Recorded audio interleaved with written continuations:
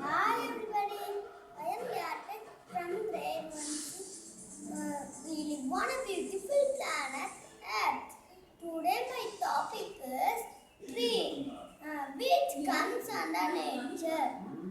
They are most precious gifts to us from the God, which they are our best friend, which provide us all the resources that we need. Without them, we cannot survive. Friends, can you imagine a life without them? Yes, it is impossible. Uh, we, we, we should take care of them.